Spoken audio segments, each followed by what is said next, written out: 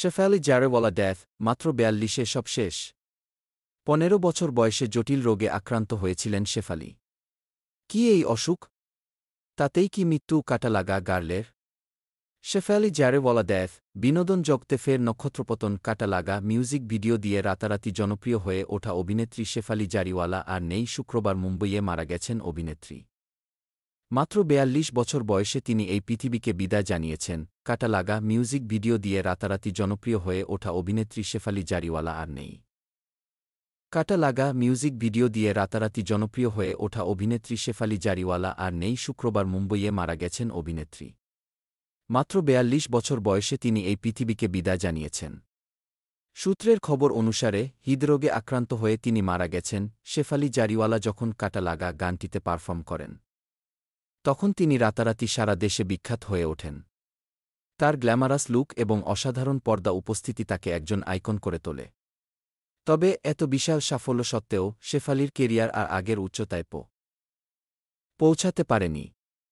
তিনি সলমন খান এবং অক্ষয় কুমারের ছবি মুঝসে শাদি কারোগিয়ের একটি গানেও অভিনয় করেছিলেন, কিন্তু তিনি আর কোনো হিট গান গাওয়ার সুযোগ পাননি বা কোনো বড় ছবিতেও পাননি। ১৯৮২ সালের ২-৪ নভেম্বর গুজরাটে শেফালি জারিওয়ালার জন্ম। তার স্বপ্ন ছিল বিনোদন জগতে নিজের জন্য একটি জায়গা তৈরি করা। এই স্বপ্ন পূরণের জন্য তিনি খুব অল্প বয়সেই গুজরাট ছেড়ে মুম্বই চলে আসেন। মুম্বইয়ে আসার পর তিনি অনেক মিউজিক ভিডিও এবং ছবিতে কাজ করেন, যার মাধ্যমে তিনি নিজেকে প্রমাণ করেন।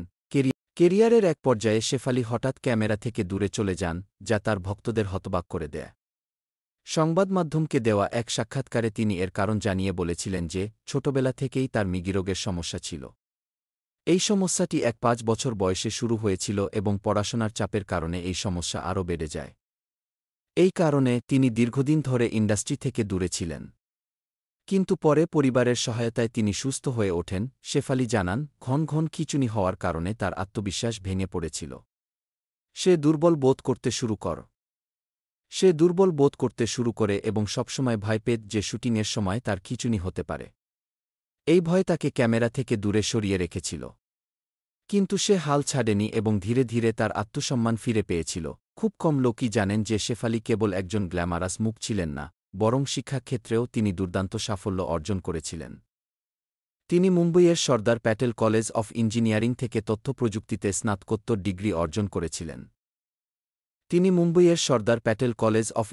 থেকে তথ্য প্রযুক্তিতে স্নাতকোত্তর ডিগ্রি অর্জন করেছিলেন। তিনি কালিম্পংয়ের সেন্ট জোসেফ কনভেন্ট স্কুল থেকে তার স্কুল জীবন সম্পন্ন করেছিলেন। শেফালি জারিওয়ালা তার ব্যক্তিগত জীবন সম্পর্কে খুবই গোপনীয় ছিলেন। তিনি কখনও তার ব্যক্তিগত জীবনকে মিডিয়ার আলোড়নের অংশ হতে দেননি। তার বিবাহিত জীবন এবং সম্পর্কে কিছু খবর বেরিয়েছিল, কিন্তু তিনি সর্বদা তার স্থান সুরক্ষিত রেখেছিলেন এবং তার পেশাদার জীবনের দিকে মনোনিবেশ করেছিলেন। শেফালি জারিওয়ালার প্রথম স্বামী ছিলেন মিত ব্রাদার্সের গায়ক হরমিত সিং।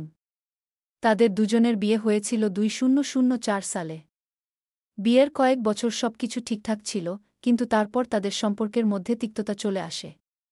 পরে বিশ্বাসটি বিবাহবিচ্ছেদ পর্যন্ত গড়ায়। শেফালি জারিওয়ালা ২০০২ সালে বিয়ে করেন।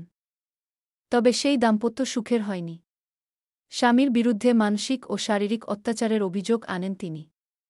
এরপর পরাগ ত্যাগীর সঙ্গে জুটি বেঁধে নাচ বালিয়েতে অংশগ্রহণ করেছিলেন। অভিনেত্রীর বাড়িতে একটি ফরেনসিক দলও মোতায়েন করা হয়েছে, যেখানে তারা পুরো বাড়ি তল্লাশি করেছে। জিজ্ঞাসাবাদ করা হচ্ছে পরিবারের সদস্য, পরিচারিকা ও রাঁধুনিদের। কাটালাগা গাল শেফালি জারিওয়ালার আকস্মিক মৃত্যু গোটা দেশকে হতবাক ও স্তব্ধ করে দিয়েছে।